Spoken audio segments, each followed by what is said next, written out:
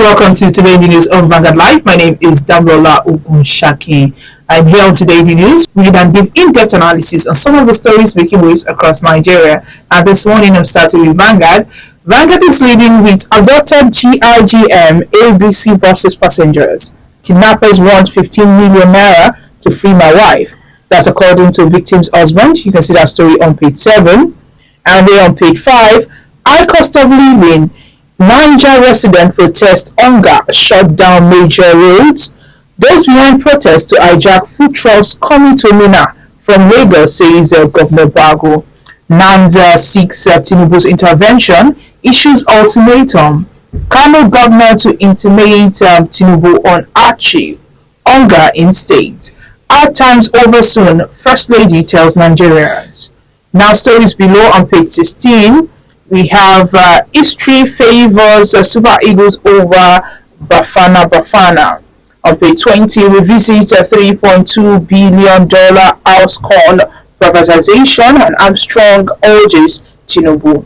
Stories above the banner on page 16, Nigeria loses 890 billion naira as gas flaring rises 18.9% to 275.2 m SCF. Borrowing, Senate to raise a customs of 5.079 trillion naira revenue target. Economic crisis, federal government lacks ideas, should seek help. That's according to Labour Party. And lastly on Vanguard newspaper, cultural icon Jimmy Solanke dies at 82. You can see the stories on pages 8, 9 and 28 of Vanguard newspaper. Now the Punch. Punch is leading with Nigerians seek relief as state gets 3.3 trillion naira allocations. Protesters lament rising inflation. Governors rally federal government to avert food crisis. States, local government receive 3.3 trillion naira July to December. Quality of life degenerating, residents say. You can see that on pages 2 and 21. Naira wikis at parallel market rises at official window. A police comb Kogi forest as gunmen abduct 14 Abuja-bound travelers. You can see that on pages 4 and 5. And stories above the banner, Tinubu Abiodun mourn as Jimmy Solanke dies at 81. That can be seen on page 28. The Guardian is leading with building materials. Labour spike construction costs by 200%. You can see that on page 6. Hoodlums disrupt Fubara's Supreme Court victory celebration. EFCC PC fumes as loan apps violate regulations amid rising payment defaults. You can see that on page 15. Women farmers to get 0.5 million naira each from Remi Tinubu. You can see that on page 30. EFCC arrests pastor over 1.3 billion naira fake grants and money laundering. You can see that on page 8. King Charles diagnosed with cancer. Buckingham Palace discloses. You can see that on page 6. And lastly on the Guardian newspaper, poor citizens protest high cost of living hardship in Mina and Osun. That can be seen on page 6. And lastly, the Nation is leading with EFCC freezes 3 billion naira traced to Sirika's brother's accounts. Ex-minister's civil servant sibling failed to execute 8.06 billion naira contract. You can see that on page 6. Protest rock Mina, governor, people mopping up food items to create scarcity. Forex reforms are attracting FDI, says Cardoso. King Charles diagnosed with cancer. Navy arrests Spain-bound stowaways. You can see that on page 5. Stories above the banner, Oyo Kaduna Cross River to share $540 million AFGP fund. You can see that on page 4. Edo 2024, you can see that on news page 5. It says 9 PDP aspirants reject delegate election. 9 polling officials missing. APC prones aspirant to 4. Lastly, on the Nation newspaper, supply issues disrupt petrol distribution in Lagos, and federal government offers 2 bonds. You can see these stories on page 7 of the Nation newspaper. And that's all we have on the front pages of the dailies this morning. Join us after the break as our guests will be analyzing the stories. Welcome back. If you're just joining us, this is Today News on Vanguard Live. My name is Damrola Ogunshaki.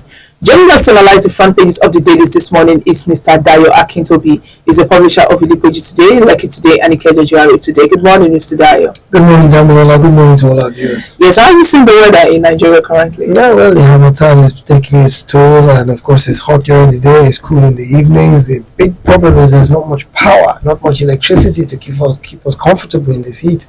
But other than that, we're weathering the storm very well. All right, let's move straight to the front pages of the dailies. And residents of Mina in Niger State yesterday stormed some major roads in the state capital protesting the high cost of living, also lamenting that the development is sending many Nigerians to early graves. Now, what made people to mainly react on social media yesterday was Governor Mohammed Umar Bago in his immediate reaction. He blamed the protests on those he said were out to hijack trucks conveying foods to Mina from Lagos. What do you think about this? Well, it's a bad situation all the way around. I mean, whatever the reason for the protest was obviously hunger and poverty. I mean, if people are trying to hijack trucks that have rice or other food items, it's because they're hungry. And for people to be pushed to the point of coming out to protest the fact that there's inflation, there's poverty, the cost of living crisis is getting out of hand, they can't afford to feed any longer. It means that we're really in a desperate situation. And of course, what makes it worse is the fact that, the average Nigerian is being asked to tighten his belt ever since fuel subsidy was removed. But we don't see government making a commensurate effort to reduce its own spending. Rather, there's a lot of profligacy, there's flagrant lavishness in governance. You see a lot of spending that is absolutely unnecessary and can be done without. So that makes it look very unfair, and it further aggravates the sensibility of Nigerians in terms of the difficulties that we're going through at this point in time. I don't think any working class Nigerian right now can say they're having it very easy. So what has happened is it has gotten to a critical mass in terms of with the people to where they can't take it anymore. You know how they say when you push a person to the wall, they will eventually bounce back. I think that's what happened in Mina yesterday. Was people had to express frustration some kind of way, and protest has always been a good way of getting government's ear when government seems to be deaf to the yearnings of the people. The quickest way to get government's attention is to come out and protest. Thankfully, it was peaceful.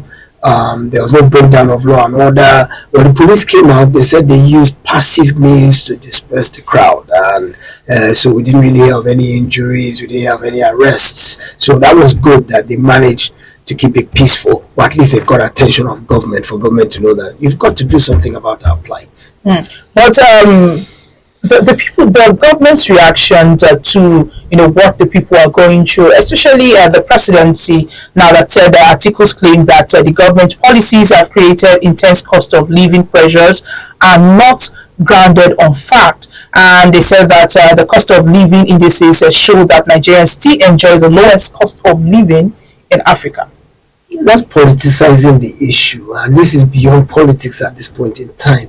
I mean, as I said, I don't think there's any Nigerian right now who won't say that the cost of living crisis is having a direct impact on their quality of life. So, Atiku in the opposition, so of course he will criticize any and everything that the current administration does. But let's be grounded in reality. The bottom line is, it's there for you to see out there in the streets, in the pocketbooks of every Nigerian, in their kitchens, in their homes. It's there to see in the market. So it's not necessary to play politics with this issue. There's extreme poverty in the land, there's extreme hunger.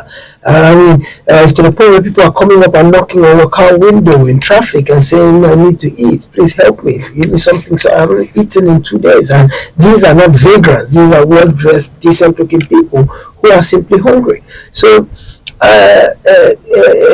the current administration will say this, the opposition will say this, the truth is probably somewhere in the middle. But rather than listen to either the administration or the opposition, let's listen to everyday Nigerians. That's where the truth lies, is in the plight and the well-being of the everyday Nigerian. I do know, without necessarily listening to what any politician says, I do know that there's difficulty in the land, and I think it's clear. But can we see the government, the people in the government, cut off from the ordinary Nigerians? Well, because many Nigerians are saying it seems they are not understanding what they are currently going through. Well, that's always been an outgrowth of governance anyway, is that those who genuinely lead the people are oftentimes isolated from the leanings of the people, and they're surrounded by yes men. They don't really have a feel for what is going out. I mean, many of the times you hear the leaders say, oh, I just read it in the newspaper like you did, you know.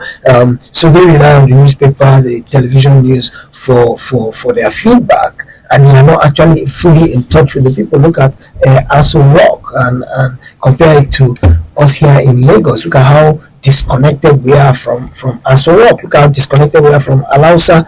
That's why people believe the evolution of powers, that the level of government that is closest to the people should have more power, because I can wear my local council offices down the road from my house. I can walk in there. I can demand to see the chairman. I can sit in on their parliamentary sessions when the legislatures are debating laws, and I can write letters to my chairman if my gutter is overflowing, if my road is bad, if I don't have power, if security is a problem. So when government is aloof, is distant, is centralized, it will necessarily, out of just the structural deficiency, it will be aloof from the people because it is so distant to the people. So yeah, they can't really feel our pain as such, and they're living in a glass tower that they're shielded from the everyday man's concerns. That's why presidents have advisors. They try and have people that can let them know what's going on, can let them know the reality on ground. But after a while, what you find is that even the advisors themselves get disconnected from the reality in the streets. And so it's more or less a testament towards decentralizing government, that if you want government to be more responsive to the people, the way to do it is to get government closer to the people and the people closer to government by decentralizing. Let's move away from that. Now, kidnappers of 14 travelers in two buses from Umaya, Abia State to Abuja, who were abducted at Kogi State, have called a husband of one of their victims, and they've demanded a ransom of 15 million naira. And yesterday there was a story, despite the warnings of the federal government, that people are still out asking for funds to pay ransoms of their loved ones that were kidnapped by these people. So the insecurity every day seems like it's just escalating, it's getting too much. So what do you think about it? Well, it's easy to say don't pay ransom. It's easy to say don't negotiate with terrorists. But when it's your loved one that's involved, and you see that government is incapable of bringing your loved one back to you, do whatever is necessary. We pray that we are not directly affected by this, but our hearts go out to the families of Nigerians who have been kidnapped. I mean, this is a failure of governance at the most basic level, because the primary purpose of government, and it's become a cliche, we say it over and over and over again, that the primary responsibility of government is security of lives and property. And so when government is not able to protect us from kidnappers, we have to take our own steps to make sure that in the event that anything untoward happens to our loved ones, that we are able to recover them safely, and if that means paying ransom, we will pay the ransom. Now, it's a catch-22 situation, because the kidnappers recognize the fact that family members will go to any extent to get their loved ones back. So that further fuels that industry, that kidnapping industry, because the kidnappers are aware that the families will do anything, and that government is not meeting up to being able to tackle this menace. So it all goes back to the feet of government. That because look, it's a vicious cycle. Look at what we're saying. Kidnappers are kidnapping because families will pay ransom. Families will pay ransom because government is not able to tackle the scourge of kidnapping. Because government is not able to tackle the scourge of kidnapping, the kidnappers get bolder. The kidnappers get bolder, they keep going and kidnapping more people. They keep demanding ransom. They keep collecting the ransom because the families will pay, because government won't stop it. So it's a cycle, I'm sorry to say, that at this moment will continue to occur until something within those elements in the cycle changes. And the only thing that really can change, because families won't stop trying to get their loved ones back, that's not possible. So the only thing that can change is for government to find a way to arrest this scourge, whether it means asking for international help, whether it means hiring mercenaries. Because they've thrown money at this problem. In the Buhari administration, we bought Super Tucanos. I think the Buhari government was one that has spent the most money on equipping the military. So it's not an equipment problem. They've got drones, they've got fighter jets, they've got aerial reconnaissance aircraft. They've got all kinds of equipment. They've got the personnel. They say they've increased their pay and their terms of service, so the men are sufficiently motivated. Yet this crisis continues. So I really don't have a solution, not being a security expert, but what I do know is that we're all looking to government for the solution. The solution does not lie with us individually. If we are individually now saying, okay, we pay ransom for our loved ones, how about those who don't have the ransom to pay, those who can't raise the money, then what happens to their loved ones? So it's a dereliction of duty of the Nigerian government to sit arms akimbo, and its people, it's open season on its people to where anybody has the courage and the heart to be able to just go and pluck Nigerians out of a bus. I mean, we were discussing before the show started that we used to think luxurious buses were safe because for a long time, many of them had military people in mufti riding in the thing, so you would never know which one was armed. And so for a long time, armed robbers and kidnappers didn't go in their luxury buses because there was usually a soldier or a policeman on board who was armed and would protect them. But now all of a sudden you see two, not just one, two, that are waylaid on a highway in Kogi State, going to Abuja or coming from Abuja, waylaid, and all the people taken into the forest inside public transport. So who is safe? I mean, that means anybody on any expressway can be waylaid and taken away. It's scary. Yes, and the medical practitioners and many other people in the employment market now, they are complaining that a lot of Nigerians are leaving the country. Now, can we blame them with the insecurity that is going on in the country? When you look at it and you say every man for himself, the first law of survival is something called self-preservation. It means any and everything you do is what is in your best interest. You think about your own welfare first before you think about country, before you think about development, before you think about national pride, patriotism, all of those attributes. You first think about self-preservation. How do you preserve your own life? How do you preserve your way of life? How do you preserve your well-being, your safety, your family? How do you preserve those things? And if you suddenly begin to believe, if you've lost confidence in the ability of your country to preserve your life, it's only natural that you will gravitate to to another clime or environment where you believe you'll be able to preserve your life. So in as much as I love Nigeria and I myself personally don't foresee a circumstance that would make me leave, I can't blame anybody who packs up today and says, I'm going to go elsewhere to look for better opportunity, to keep my family safe, to get a better job, to have a better life. I used to be one of those who used to advocate and beg the youth, please don't go. Let's all stay here and develop the country. Now I don't have the mouth to say that because all of a sudden you say that to any youth and they look at you as if you are insane. What am I staying here? What is there here to stay to do? My life is in danger. My job doesn't pay anything. There's no opportunity. My life is wasting away. My educational standards are subpar. I can't compete on a global level. And there's so many complaints. So you look at it and you have to empathize with the youth or even the middle age who are leaving. And it's not a good testament for the country because if that many people go, it's called brain drain. Then who are those who will develop this country for future generations when all of our key competent people have all gone?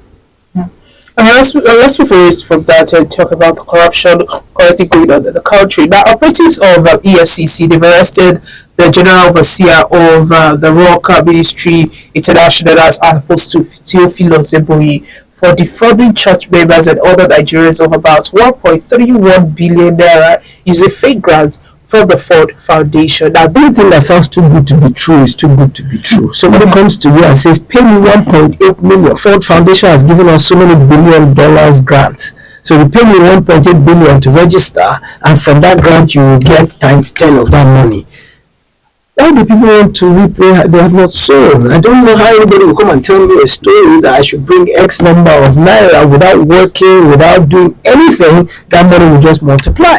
So I think people that fall victim to this kind of thing, if they have some greed in their system themselves and they're trying to get something for nothing. Nature does not work that way. Life is not structured in such a way that you can get rewards without putting in the commensurate input. It doesn't work that way. So that's why scammers are able to do it over and over and over, because they will always find there are two characteristics of people who get victimized by this kind of thing: gullibility and greed. The gullibility comes from the fact, like you say, he's a motivational speaker, he's a pastor, he's used to arousing emotions and selling hope and selling prosperity prospects and things like that. So the gullible are already eating from the palm of his hand in terms of the dreams he's selling to them. So they're already gullible, so they're already under his spell. So it's very easy for him to now say, okay, so there's an opportunity for you to multiply your funds. And the greed, that human attribute of greed that many people cannot control, now kicks in. So when we combine this gullibility and this greed, it's easy. I looked at it and I said, people are actually giving this man 1.8 million naira on the promise of a pie in the sky. That Ford Foundation has a grant somewhere. If you took 1.8 million in today's Nigeria and invested it in a business and you worked hard, no matter what the business, a small little provision store, a dry cleaner, whatever, buy a freezer and be ice, selling ice, 1.8 million in today's Nigeria, and you apply yourself and you work hard and you get a few breaks here and there, you will survive. You will eat, you will feed your family, you will even train your children to school from that. So why would anybody, first of all, who has 1.8 million?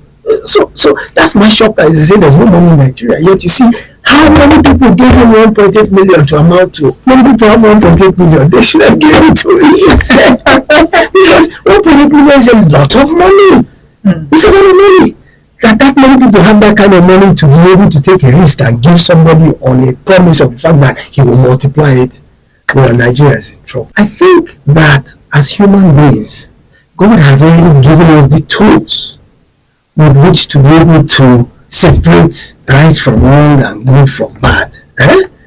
I think that as long as a human being is competent, in other words, you don't have a mental impairment, as long as a human being is adjudged competent and is an adult, they should have the common sense enough to be able to separate what is real from what is just propaganda or fake or so. I really personally think that, well, he told a lie, he stole people's money, he should pay the price. But at the same time, the people who gave him that money themselves have themselves to blame as well. And if government is not able to, if EFCC or whoever is not able to recover those monies from that person, they just jail this person, but you are out of your money.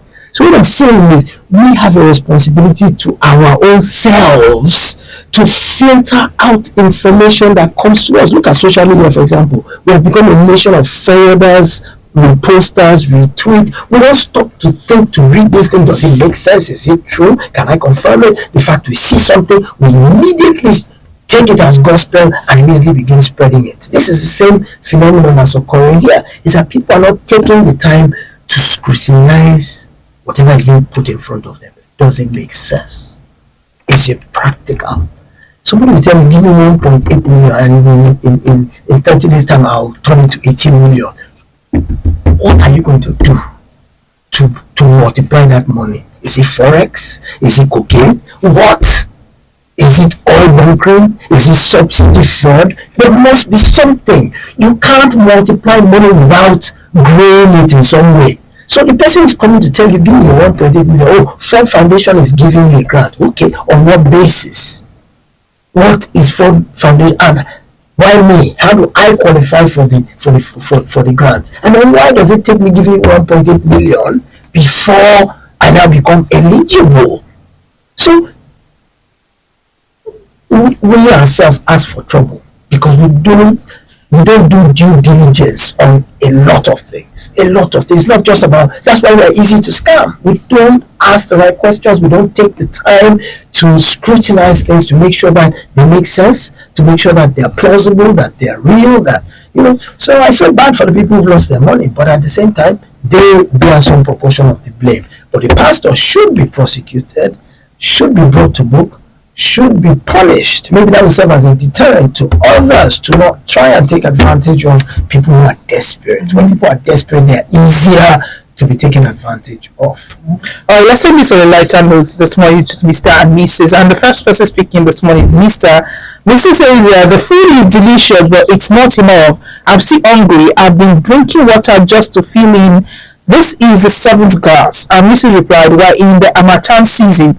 Water is good for the system. Okay, so because now we don't have enough money to put food on the table, enough food on the table because of the cost of living crisis, we should now make up with water, right? Because Harmattan season is dry, so we get dried up. So whatever space is lacking in our tummy because the food is not filled up with water, and water is good for you in Harmattan season. I like that. Well, but water now is expensive. I mean, if you want to buy pure water now, water now, I think it's 2 for 50 naira. Yes. Even the bottle of water now is 150 naira. Something we used to buy for less than 50 naira before. So let's appeal to the water works to give us pipe bowl water. We have the pipes, we have the taps at home. So let's leave pure water, let's leave bowl water. Let's encourage government to give us pipe bowl water so that when I was growing up, we used to drink out of the tap. We'd open the tap and put our hand and drink, and it was good, clean, purified water. So let's get water away from our taps again, and then we don't have a problem. Thank you, Mr. Joya, for joining us this morning. Pleasure is always on. Yes, I do want to like and follow us on all our social media platforms showing on your screen, and also you can visit our website www.vanguardngr.com to get more of our top stories. My name is Damlola Ogunshaki. Have a lovely day.